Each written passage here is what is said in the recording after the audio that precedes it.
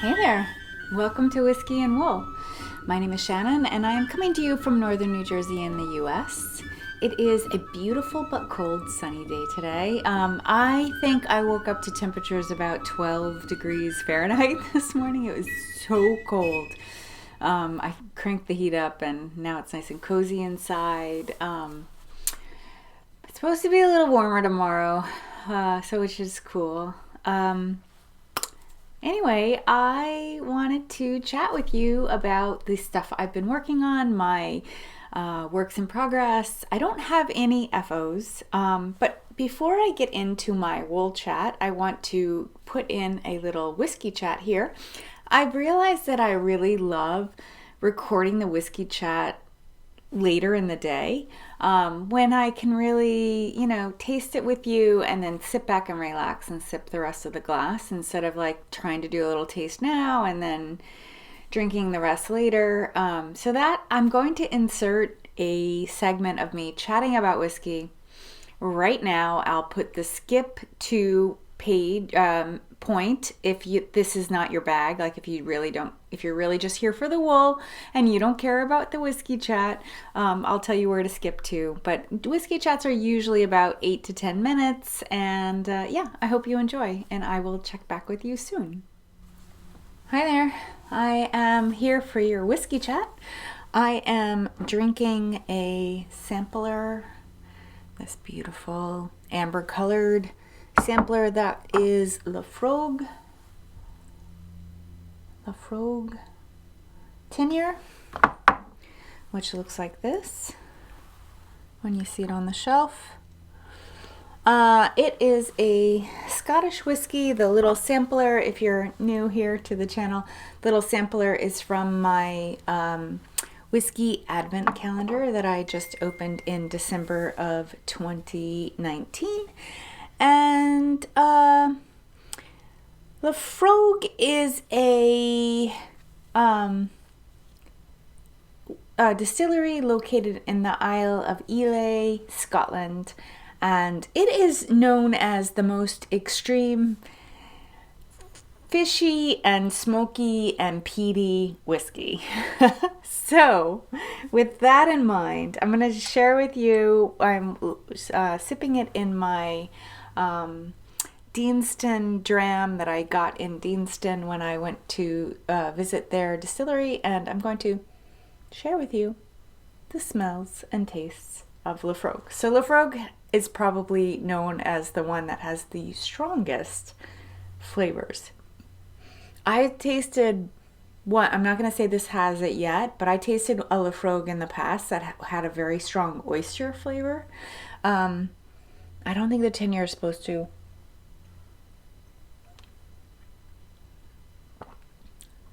Wow, no. So what you really taste strongly is smoke. It's a huge smoke taste. And the peat. Ooh, and there's a little bit of a chocolatey aftertaste. So compared to like some of the other whiskeys that I've been tasting have been very fruity. This doesn't have so many fruity overtones at all. I would say actually it's more like bread-like, yeasty, smoky, and a little hint of chocolate at the end.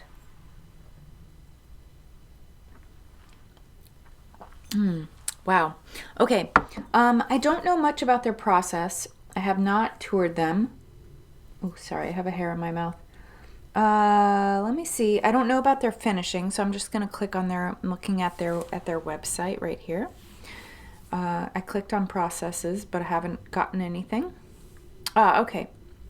So they're a distillery that was established in 1815 by a number of people, different families. It is currently run by the distillery master is John Campbell, which I think he's been on a couple of those whiskey shows that I have recommended in the past couple episodes. I was going to try to see what their finishing and their barrel process is, because we know that has a hand in what the taste, but it appears that, let's see, the Stillhouse, it appears that they use peat quite a lot. Yeah. They don't really talk about the American white oak and then European oak. So I don't know if both of those are used in the same.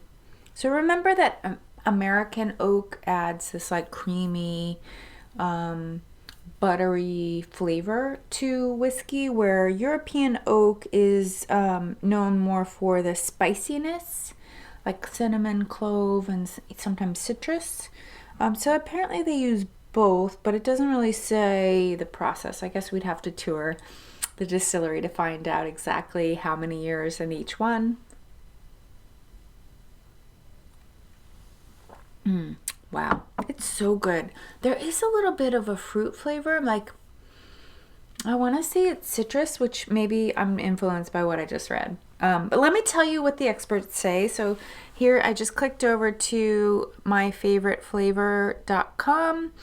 And what they say, they talk about the smoke, the vanilla, the peat, salty, and phenols, which I don't know what that means exactly in terms of flavor. So huge smoke, spice, licorice, salt, iodine, sweetness.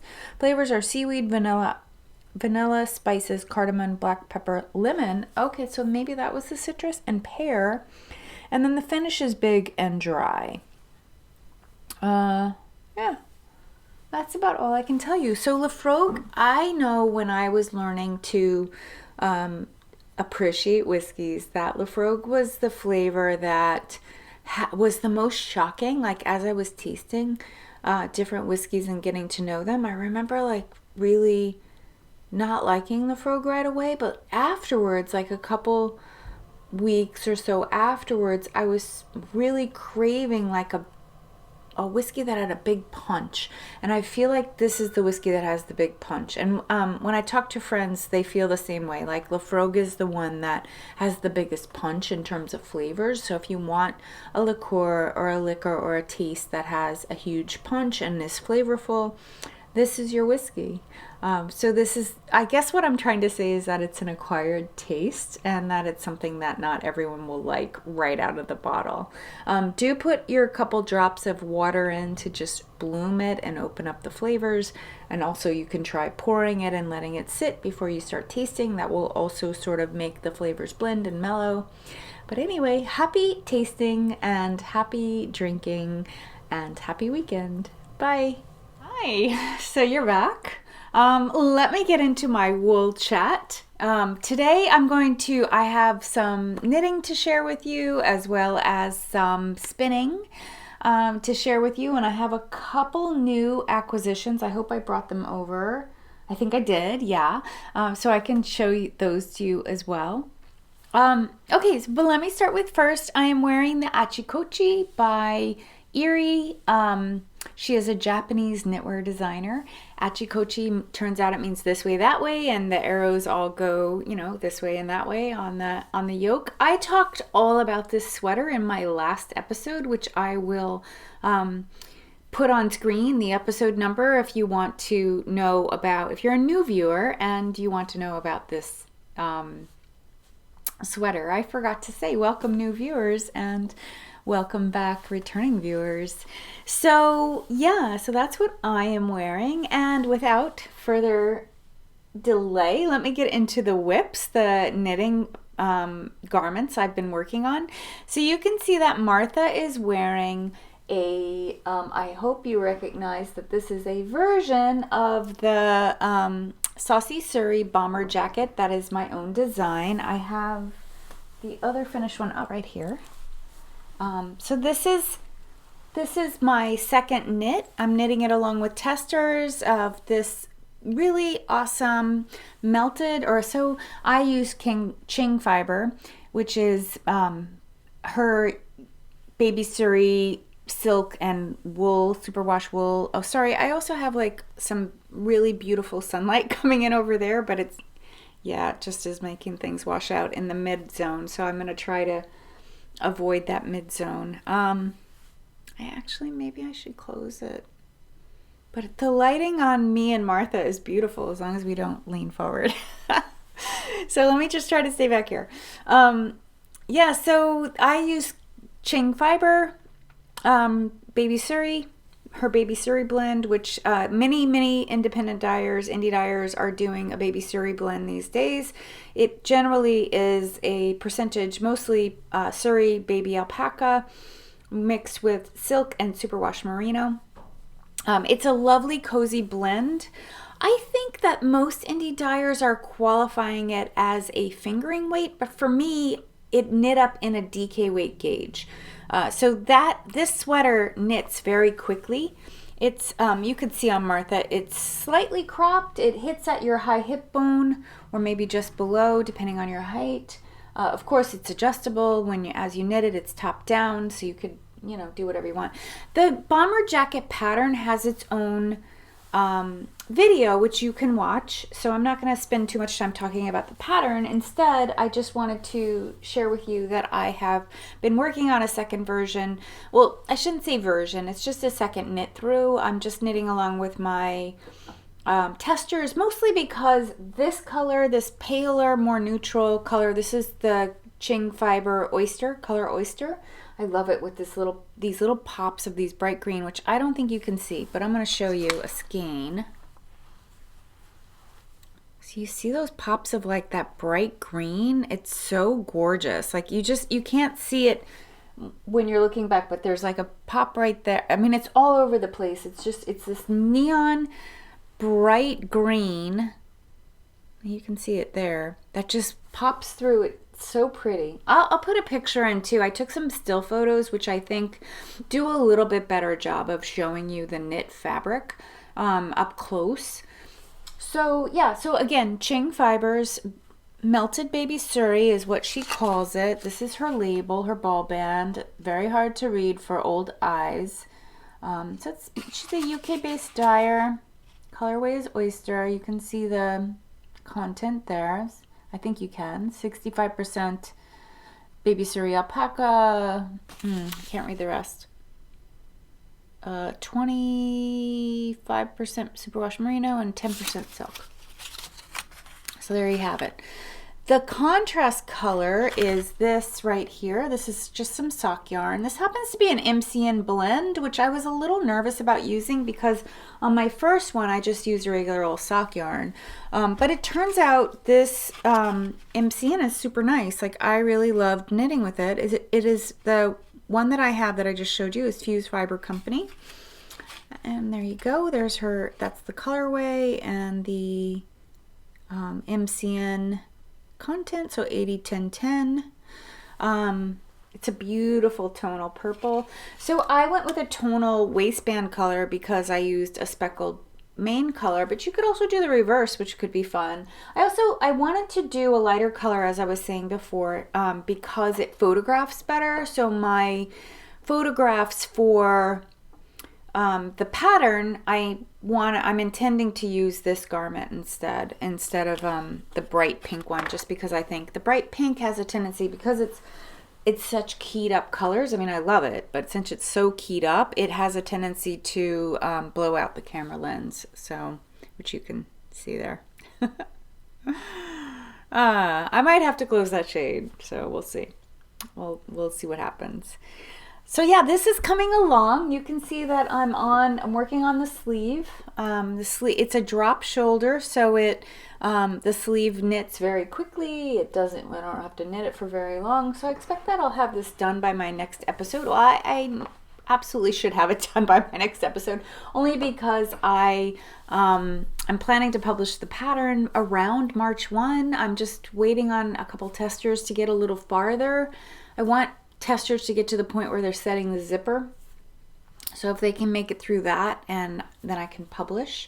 I said in my last episode, and it's still true now, for the last 3 sizes, which are the biggest sizes, I haven't had any testers, so I'm going to offer up, even though I launched the pattern for sale for people that want to knit it, I'll be putting out an offer that if someone who's a larger size wants to test knit it, I'll give them the pattern for free, but they can also just knit through the pattern. I mean, test knitting every single size isn't really necessary, but it's nice to have like an actual person who's going to wear the garment give you some feedback on spec. So at that point, at the point that I launch it and I'm offering it out for free to test knitters that are on the larger size, in the larger 3 sizes, that the only expectation in terms of feedback back to me would just be to tell me that the spec worked and the yardage estimates were on point or over or under, whatever it turned out to be. So that's the only drawback to not having testers test the larger sizes. Yeah, so that is my primary, this is my primary whip. You can see that I finished the waistband and I'm on Sleeve Island. I love the way this is, of course, unblocked, so things will change slightly once it's blocked. And yeah, after I get the sleeves done, I will be setting the zipper and then knitting the collar. As I talked about in my finished object video for this pattern, I modified the collar from the original sample, so I'm also interested to see how that knits up for both me and my testers. So yeah, we'll see what happens. We will see. All right, my other whips in progress, or works in progress, whips, what? My other works in progress that I have been working on. I put a surprising amount of progress on this next sweater. This is my Stonecrop Cardi by Andrea Mowry.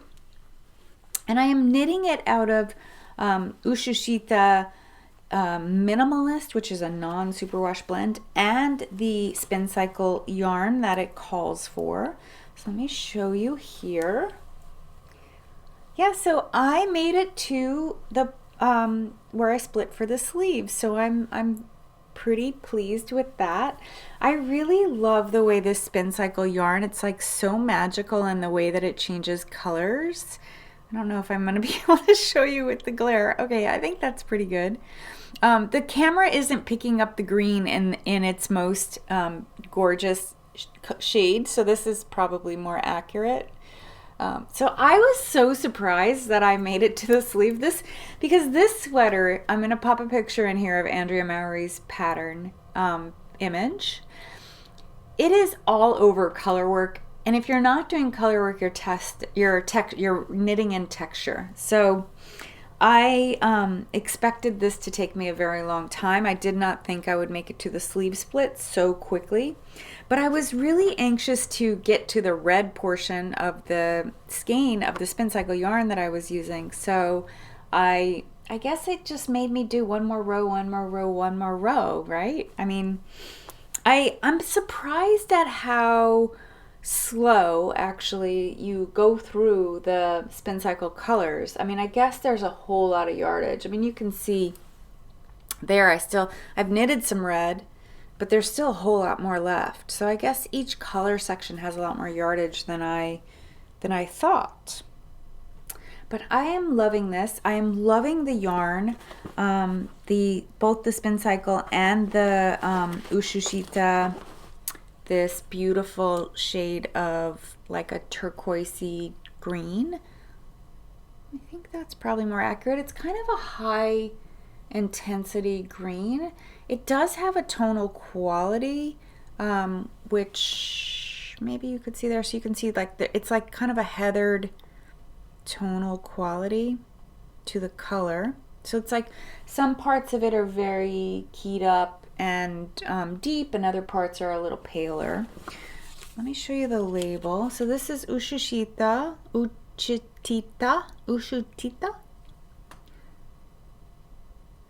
Hoping that'll focus on there so you can read it. Oh, fiber art. So this is a Highland wool non-superwash. She's a dyer who is in the Netherlands.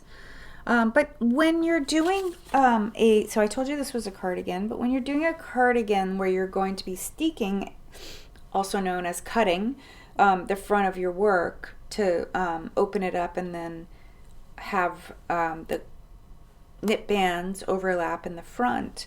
When you're cutting it, you want your yarn to be sticky, and so non-superwash yarn tends to be a little stickier than superwash. So I'm happy that I'm doing this.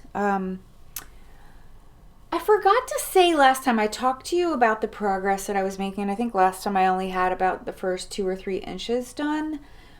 I forgot to say last time that I did a provisional cast on, which is not, see that right there? So it's not in the pattern instructions, but I just decided to do a provisional cast on because I thought that the neckline was a little bit wide for me, just for my own taste. And I wanted to have the ability, and you can actually see how wide it is. It's like kind of a boat neck.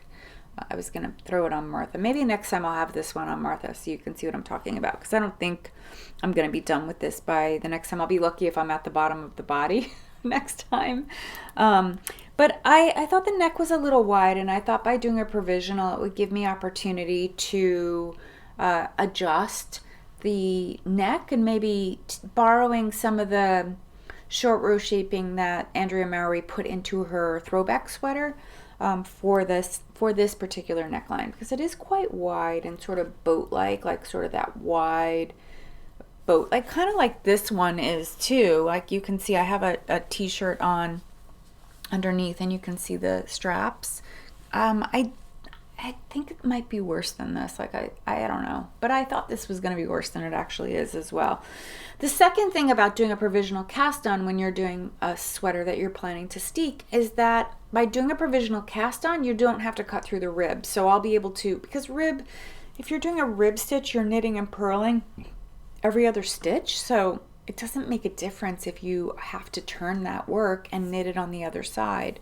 So like to knit back and forth instead of in the round, like you're still knit purling, knit purl, knit purl, knit purl, because it's a 1x1 rib. So I was thinking to myself, like, I would prefer not to have to cut through the rib stitch as well. So that was my second reason for doing a provisional cast on.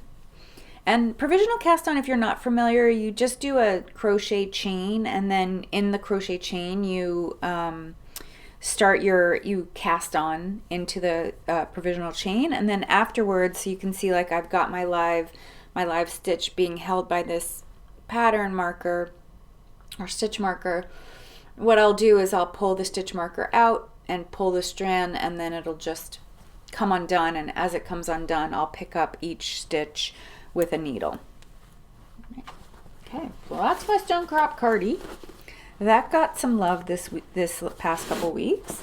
And then finally, the last project that got some love is the sun is changing here, so I may need to, I think I'm running out of room to show this.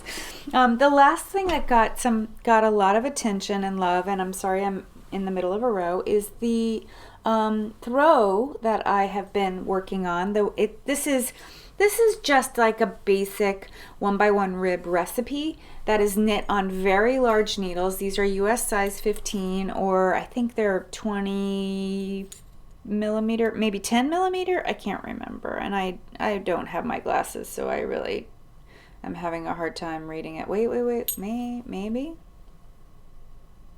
I can kind of see it. It says Chowagoo 10. I think it's, or it could be 15. No, US size 15, 10 millimeter, whatever.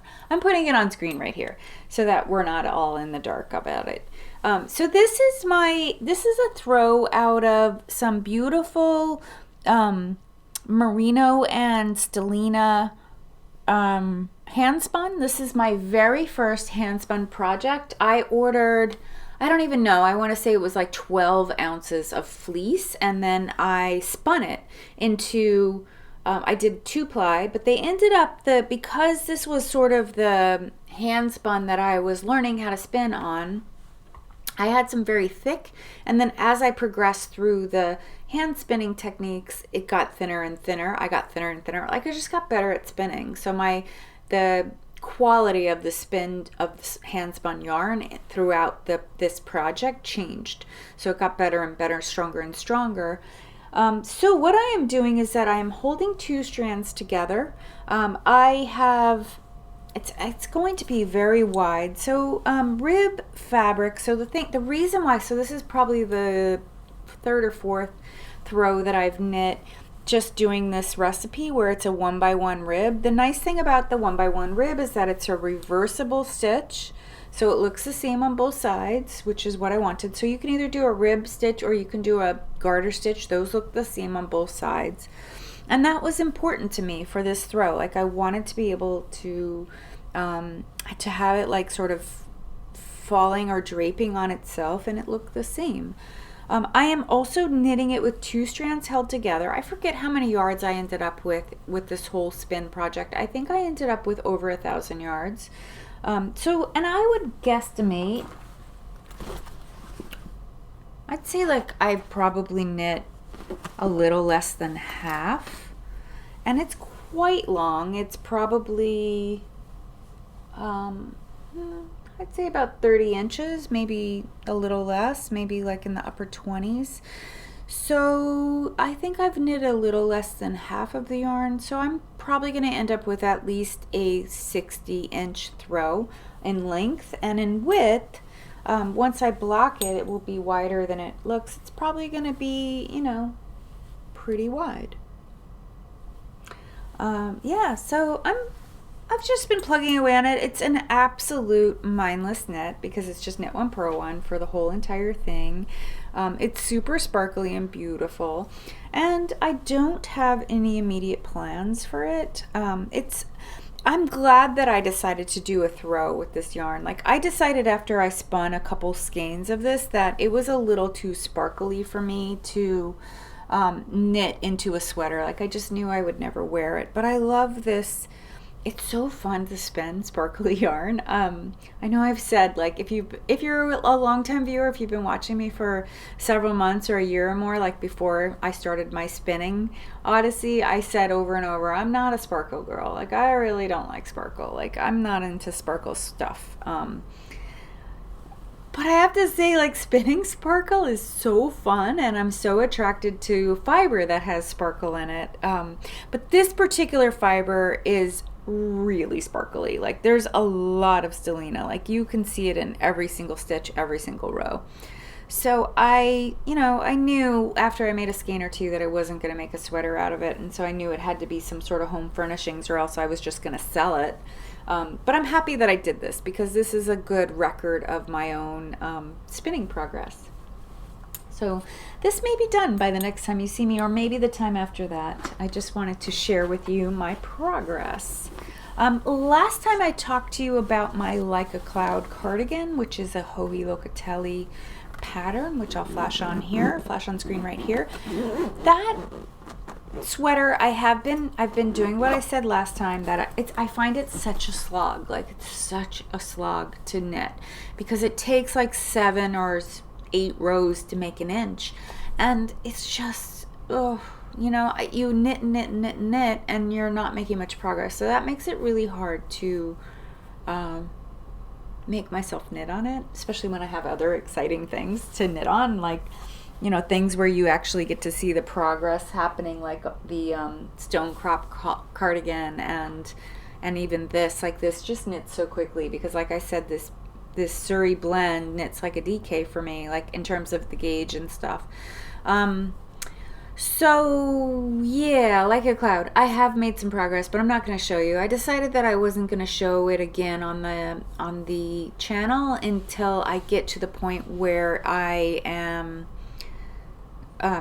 where I can put it on Martha, like where I've cast off the waistband and she can wear it so you can see what I've done. I am planning to put pockets in it, which is not in the original pattern, and I'll talk to you about that. I always take, like if I ever talk to you about mods that I made, I take careful notes and I put them right on my project page on Ravelry, so you can always go check it out. Like this pattern here, I made some mods where I raised the back neck just because I don't really like a dropped back neck, and I also like to be able to see when I hold the sweater up which is front, which is back. So I always put in careful notes because I will sometimes knit the same sweater twice, so I want to be able to go back and duplicate exactly what I did. All right, I'm gonna need to close that blind, I think. Let's see. Okay, I closed the blind, and I actually think the light is just as good. Now I don't have the worry of, I hope that wasn't too annoying, like having that worry. I am having my OJ. I have at the moment. Where was I? Right, whips. Okay, so besides those three and doing a little bit of work on my Like a Cloud, I did cast on a new Rye Layering Tee, which is yet another pattern by me. I'm going to show you my original right here. Martha is wearing my Rye Layering Tee, as you can see. This is my original. So I knit this entire garment. It is a garment of my own design based on a J. Crew layering tee. And I wrote the pattern after I knit it, and now I am working on my second version of this. The pattern is written so that you can choose your own adventure in terms of many things that have to do with this pattern. And I'm going to actually do its own finished object video once I finish another one or two of them. So the choose your own adventure is make a Hindley placket or make a plain crew neck. Do whatever textured rib knit you want, or you can even, I'm going to see if any of the testers that have contacted me want to do stockinette. If you're interested in testing this pattern, I would not say that my testers, every slot is full. I have openings. So if you're interested in testing this, please get in touch with me. I'm planning, a couple people have already contacted me. If you've contacted me, I've taken your name and your info, and I know what size you're making, and some of them I've communicated with. I will be sending this pattern out to testers later on in this week. It's February 15th, so this week coming up, by next weekend, I will be sending this pattern out I'll start to send it out for testing. So if you're interested in testing, please do get in touch with me. So here's your choose your own adventure. You choose your own rib knit pattern. This particular one is knit in a mistake rib. That will be in the instructions. I have started a second one. This is knit in a 2x1 rib knit. So you can see, I think you can see the 2x1. I'll talk to you more about the yarn in a sec. You can choose to tip it or not. You can choose to do a button placket or a crew neck. You can choose any sleeve length. The pattern for the testers will be written to do a long sleeve, but if anyone wants to, end the sleeve length somewhere else, that would be fine. It is a set-in sleeve. I think you can see from this, like here's her shoulder line, and that sleeve is right there. There's the back neck. There is some... what you do to get this whole setup done correctly is you knit one shoulder in the back, then you knit the second shoulder in the back, then you connect them. You knit like 4 or 5 rows, connect them, and then you knit the back down to the armhole, and then you're casting on each front at the shoulder and knitting down to the same position in the shoulder line on both sides, and then you join and you're knitting in the round for the rest of it, and then your sleeves are cast on in the round and you're knitting those straight down, and then you're coming back and knitting the collar and the placket. Okay, you can tip or not tip. You can do any textured stitch. The pattern is written for negative ease, for a slight negative ease. I think this one has about an extra inch of positive ease all around. It is important to block your swatch because rib, when you knit it, like you can see, this is the exact same cast on number of stitches, but if I hold this is the back. If I hold it up to the back, you can see how much shorter it is. So it's important to block your swatch to make sure that you are getting the exact same gauge as the pattern, because rib has a whole lot of ease in it. So once this is blocked, it'll open up a little bit and it'll be exactly the same. Right, so I am knitting my second version. I actually have 4 total versions planned. This is the first that I had planned. This is the second. The third is one that I'm going to be making out of some handspun that I have. And the fourth I'm going to be making out of some yarn that I just ordered, and I'll share with you in my next episode, because I think it'll be here by my next episode. If not, I'll share it in the episode after that. I have plenty of knitting to do in the meantime. Yeah, so let me talk to you about this. So this rib, this rib stitch that I did here, this is mistake rib. It is a 4-stitch repeat. So I wrote the pattern for a 4-stitch repeat. So you'd be fine if you did a 1x1 rib, a 2x2 rib, a 3x1 rib, or anything that was divisible by 4, like also an 8-stitch repeat, you'd be fine. So I was curious to see what would happen if you did a 3-stitch repeat. So I did a 2x1 stitch repeat on this one. So you can see the back side, you can see the column, the 1 column of knit and the 2 purls.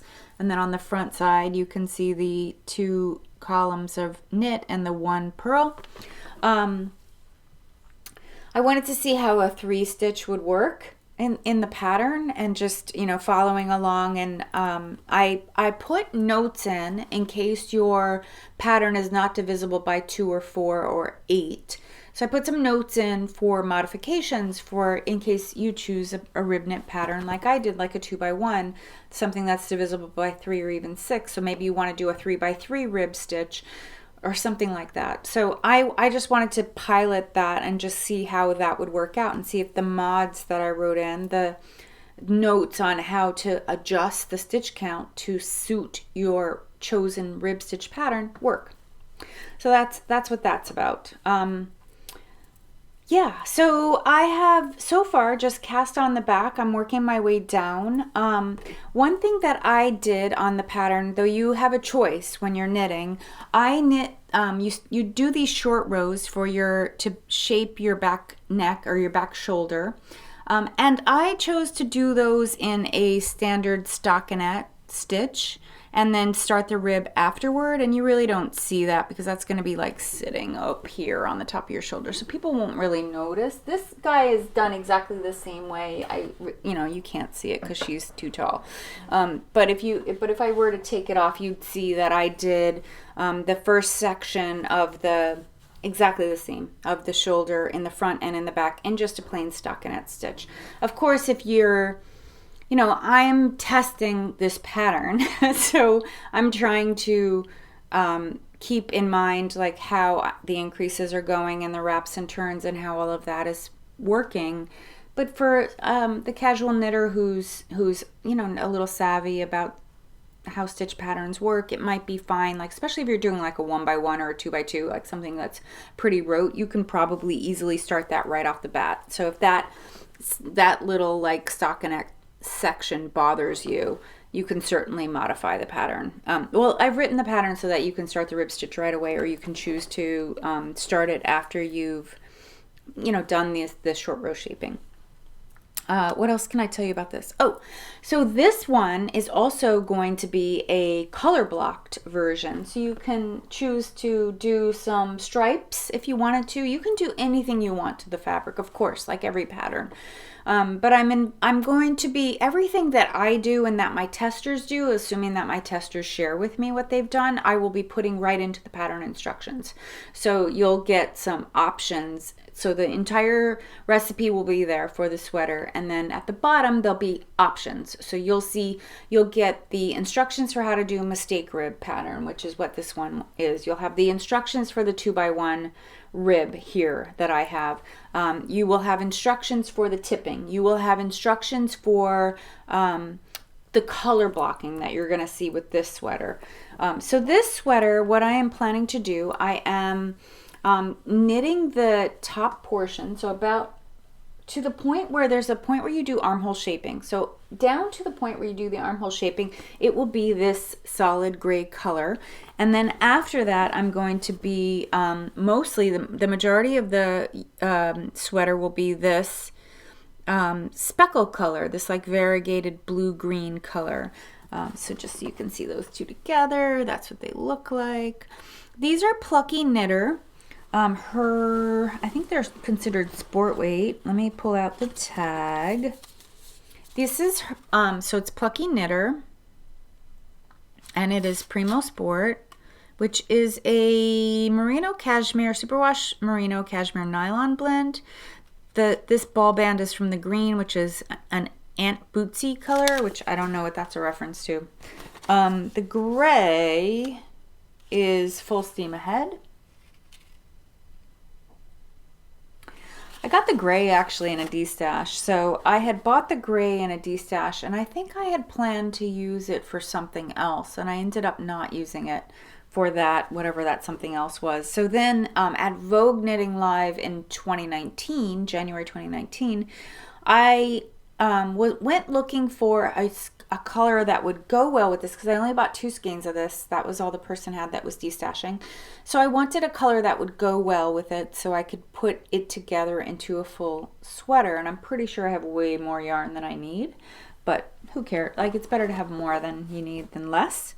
So the majority, I have 3 skeins of this and 2 skeins of that. The majority of the sweater will be this. I decided to follow, I have another color block sweater design that I made. I can't remember the name right now. I don't know why. Oh, New York Laneway. My New York Laneway pullover, which I did in a DK. I'm going to follow a very similar structure in terms of the color blocking, just because I use the 16:1 ratio that is known to be the most attractive to the human eye ratio to figure out the placement of the striping. So I'm going to use that. That sweater is a 3 color color block, but I'm going to be doing very similar layout. So with that one, you start with a contrast color at the top, then you do a big band of the color, and then you add in a contrast color around the waist, then you do a big band of the color, and then I think you bring the other color back in. So since I'm just doing 2 colors, I don't know, I'm going to mess around with it, but I'm kind of following that idea so that the this top portion will be the solid gray. Then there'll be a pretty big section that is green. There'll be a section that will bring the solid gray back in, and then it'll be green again. And then I don't know what I'm going to do with the sleeves. So I guess like I'll probably knit the sleeves down to this part of the cap in solid gray, and then it'll change to green. I'm going to try to match that as best I can. But whatever I do, I'll be putting all those notes in my pattern so that if people want to imitate it, it'll be pretty easy. I'm drinking my morning OJ. Yeah, so I mean, you know what? You know what the big surprise is with this knit thing that I'm doing, this particular project? This yarn. This yarn is so cool. It's so round. Like, often sock yarns are kind of like this shape, like sort of an oval, but this is like really plump and round, this particular yarn. So I really love it. Like, it feels really good on the hand, like as you're knitting it. And then it also is like the stitch. What happens when it's really round is that you get great stitch definition. So I think you can see, I mean, this is of course unblocked. I think you can see like the really cool stitch definition that I'm getting. So I really, really love this, and I hope that wasn't too boring, like listening to me natter on about this sweater of my own design. That is all I've been knitting on. So now I want to just chat with you a little bit about spinning. I have done some spinning. I talked last time about a spin that I was planning to do, and I have since finished it. It came out so amazing. Like, I think I said on my last video that I thought this would end up being a bit of a rainbow because I was spinning the fiber end to end. So it was the yarn, or the fiber, this is my own hand spun yarn, but the fiber is from Crafty Lady. She's a UK based dyer, and I think she dyes yarn as well as fiber, but I've only bought fiber from her. And she, the hand paint that I got from her, I unbraided it and I laid it out, which I'll put a picture in here of how I laid it out. And I decided to just, like, from the long braid, to pull it apart in half, the entire length of it, and then make a bobbin of each of those lengths and then ply them together. And what that should do is create these like really long, deep sections that are only one color, which I think you're seeing there. So you're seeing like there's long sections of purple, there's long sections of orange, and then there's some long sections that are sort of this neutral brown color, and then some long sections that are green. It's so pretty. Like, I actually think this yarn I mean, it's not looking as keyed up on screen as it actually is in person. I guess the lighting is what it is. But I think this is really going to act a lot like the Spincycle yarns, in that it will give me a really nice gradient if I decide to use it in a color work scenario. So I don't know what I'm going to do with it yet. I posted pictures on Instagram, and a couple of my friends had said to me that it would really make great self-striping socks, and they're totally not wrong. But the content is 80% Polworth and 20% silk, and I'm waiting to hear back from it's the exact same content of the skill swap. With my skill swap partner, I gave her a skein of this this month, along with some sock yarn for her too. So I swap hand spun yarn for socks to be hand knit with a skill swap partner who lives in California. So I had mailed her skein, and then I mailed the sock yarn, and she was thinking about making socks. So I don't know enough about socks to know if having the 20% silk in it and this being non-superwash, if that's appropriate yarn for socks. Like, I guess they might be, there's a risk they could be slightly fragile. So I don't know. I just don't know. I don't know enough about socks. So if it turns out that this will work as socks, I may do this for my next skill swap in socks, like just to send this over to be knit in socks, because they would make really pretty socks. I really love like this blue, this like indigo blue with the orange together, and there's a really nice, you're not really seeing it here, but maybe you could see it there, like there's this really nice sort of gradient thing that happens between the blue and orange, and it looks like a sunset to me. It's just so beautiful.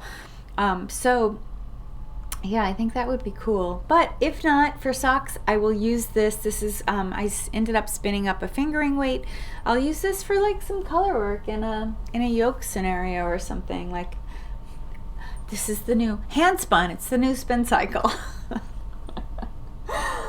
All right. Anyway, that is what I spun on. I also made I made bobbins. I'm planning to ply these two together. This is, sorry for the plastic crinkles. These are two bobbins that are Countess Ablaze, 85% Corriedale and 15% sea cell. And I got the fiber, the roving, and I divided them between the light blue and the red, and I made a bobbin of each. So these will then be plied together to create, this is my third skein. I have one more set of bobbins that is on my spinning wheel right now. I decided to just do all 4 bobbins and then do the plying afterwards. So I should have these 2 skeins, these 2 plied together, as well as the other 2 that are on my spinning wheel right now plied by next episode. And these are destined to become one of these. So I will be making a Henley version with these 2, or this yarn. I'm not sure what rib stitch I'm going to do. I think I'm going to do a 3x1. I'm not sure though. I may do a 2x2. I think this red yarn, just because it ends up being predominantly red. Red is just more, the red is more dominant than this pale aqua blue, which this aqua blue actually ends up looking a little gray once it's combined with the red, once it's applied with the red. But I think that it looks sort of like a traditional long john, like, because long johns we always think of as red, so I think that the Henley is just going to be perfect in this. By the way, I've been wearing this like crazy. Like, this is a really nice, like, just multicolor with the pops of bright yellow tipping on it. It's so cozy and comfortable. I absolutely love it. And the yarn is holding up remarkably well. I haven't had to shave it yet, and I've probably worn it about, I don't know, 10 or 12 times. So it's doing well. All right, sticking with the spinning theme, I think I said this in a past episode, that I joined the Stitch Together Studio Fiber Box Club, which is I don't know what she called it exactly. It doesn't say anything on here, but she has a year-long subscription, and I think you can also join month to month if you're interested. And you don't have to get fiber. You can also get yarn if you're not a spinner and you just want to get yarn. She does a really cool box, and I should have like saved the whole box to show you, but I didn't, sorry. But she does these really cool boxes that are centered around the pagan holidays, the 8 pagan holidays in the year. So my boyfriend bought me a year-long subscription to for Christmas for Stitch Together Studios 8 boxes of the year. Sorry, I didn't mean to bang the camera, but I just stretched and banged it. And my first box of the year came. It's the holiday called Imbolc. You can see it right there. It's I think officially it sort of lands around Feb 2nd, 1st or 2nd. But man, I wish she would put this color up for sale individually, because if you remember, if you're a returning viewer and you remember, I bought, look at how gorgeous this is. I got my box of the last pagan holiday, which was Yule, and I bought an extra bag of just fiber, and I ended up having enough yarn to make an as-if tee, which I showed in my last episode. I would love a second shot at this. Like, this is a 3-ounce skein. Like, I would even, like, a sweater's quantity, which I think I would need probably 3 bags total, would just be amazing. I mean, look at how gorgeous this is.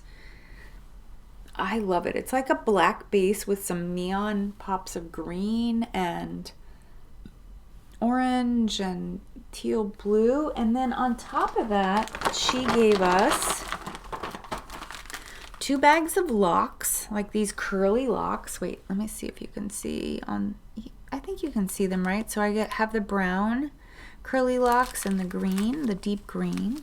So those are meant to go together. I think what I'm going to do is make one bobbin where I'm plying in the brown, these like beautiful golden rusty brown locks, and then another bobbin where I'm plying in the green. And then I'll apply those 2 together and just see what happens. I'm not sure what to do with the locks. Like, I have never spun with these locks. Like, let me show you what they look like. They kind of look like this. You see how they are? So they're like these curly cues. I'm not sure. I can't remember what sheep makes them. I mean, they're pretty cool, aren't they? Like, I know that, like, so I learned how to spin from Alex Creates, and he's very good friends with Amanda Solomon. And I know that both of them spin locks into their art inspired or art created yarn, art spins or whatever they call them. And they leave the locks dangling, so when you knit them, you end up with like these hairy locks. Well, that's cool and all, but that's not my style. Not something that I would wear. Just a little too hippy dippy for me, I guess. Like, sorry, apologies if you're into that stuff. Like, great, good for you, but for me, it's just not my thing. So, yeah, I think I might like it better if it just kind of adds a little wavy texture and a shot of color as I'm making the yarn. So that's my plan. Oh my God, look at this. It's so beautiful. It's really, really spectacular. All right. What else? So I also got this cute tee from Knitting is Metal, the World War III knitting squad. Isn't that cute? I just love it. I love skulls, so when you combine skulls and knitting, I'm super happy. I just got this sweater yesterday. And yeah, I might be wearing it when I'm doing the whiskey chat. I'm not sure. Have to see what happens. I have one last thing to share with you, and this is just a sort of future knitting plan, I guess. I saw a pattern on the Grocery Girls, and it was cute. Like, so I don't know about you, but when I watch other podcasters, I check out what they're making, and if it's something that I like, I cue it. I find that's a good way to sort of, you know, so then when I'm thinking about what to make next, I'll like go through my queue and see what I have and see if there's any patterns in there that I want to make or I want to buy or I want to plan for. So I was watching Grocery Girls, and they started to talk about the Espace Tricot pattern Paloma, which I'm going to put a picture here on screen. And the cool thing about Espace Tricot is that their patterns are always free. I queued the pattern, and then I went, because it was free, I went and downloaded it. Because I always think like, okay, it might be free today, but some other day, when it comes around to when I want to actually knit it, it might cost money. So I queued the pattern, and I was thinking about this yarn that I bought last year, or last March at EYF. It's called Cocktails by John Arbin. Sorry, you're not really seeing the label too well. So this, I bought this at EYF. Let me see if I can show you. The colorway is called White Russian. And it is a 60% dyed Corriedale, 30% natural gray alpaca, and 10% mulberry silk blend. And I thought that this yarn might be a really good substitute for the strand of mohair and strand of sock yarn that the pattern was written for. So because this has a really nice halo to it, I think you can see it.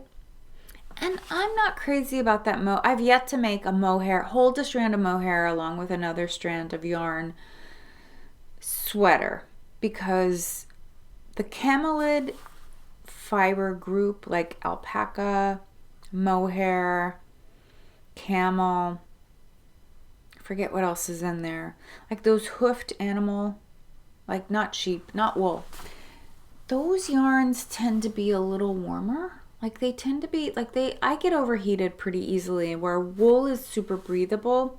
Those other fibers, they're not as breathable, or they just feel like they're suffocating more. So I haven't wanted to make anything that where you're holding a strand of mohair along with sock yarn, because I just think I'll be too hot.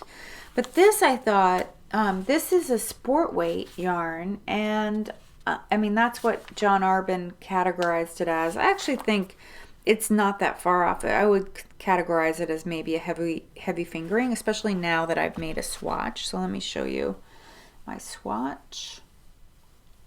So I swatched for the the Paloma sweater, and I think it's pretty nice. Like I think it's really doable.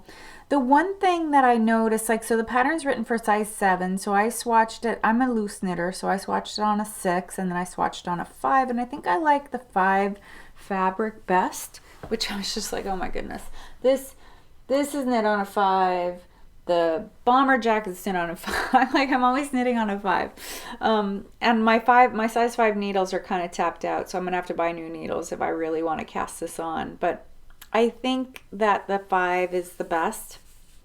Again, like if you're a new viewer, I put these yarn over knit 2 together in there so I remember, in case it's been a while since from when I make the swatch to when I make the sweater, that this way I have a record of what size needle I used and what gauge I got. But I'm spot on gauge on the size 5, which is going down 2 sizes from the pattern. But I really, really love the simplicity of the pattern.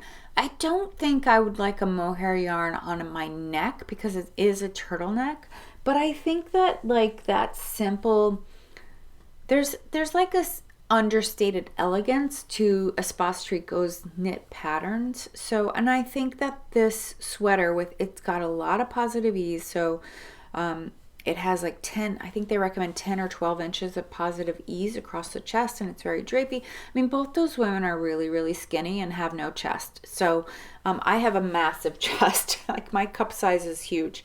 So a lot of positive ease. I'm still going to probably have these 2 boobies like sticking out. Martha's my size, by the way. So I'm probably always going to have like some sort of silhouette that looks like that. Even if it's got a lot of positive ease, but nevertheless, I loved the idea of this silhouette, so I think I'm going to give it a whirl. I can't say this will be my next cast on because I have like, I don't know, 7 or 8 things queued up to cast on, but at least I think I have figured out what I'm going to do with this yarn. So it would be nice, since the anniversary of me purchasing it is coming around, it would be nice to have it on the needles and be cranking through it.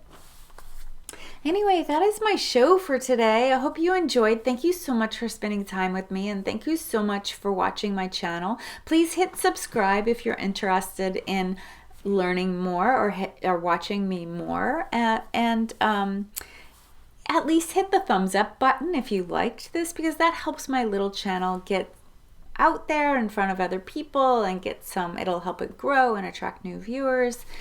So that is all important. I read each and every comment, and I comment back on almost all of them, so please comment below if there's anything that I didn't clarify or anything that you're curious about and you want to know more about. I will try to put it on a future episode. I haven't forgotten those of you who have asked me for more information about what the color red means, because that is something that I have talked to my students about in my classes. I'm a university professor, if you don't know, and I talk a lot. My classes are about culture.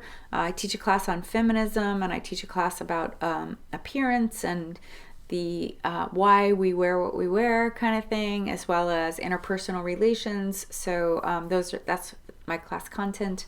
So if you're interested in any of those topics, I'll be happy to. But anyway, I was gonna say, I hadn't forgotten about you people who asked me about red and wanted to know more about red. I'll talk more about it, I think, when I get done with spinning the red. When I get done with these, I'll talk to you about red, because this yarn was sort of the impetus of me discussing the color red, because I was saying that I don't really wear red, but yet here I am making lots of red things. But so I'll get back to, I will definitely circle back to that. I just need an episode where I'm not talking about so many things. Anyway, thank you so much, and I will see you next time. Bye.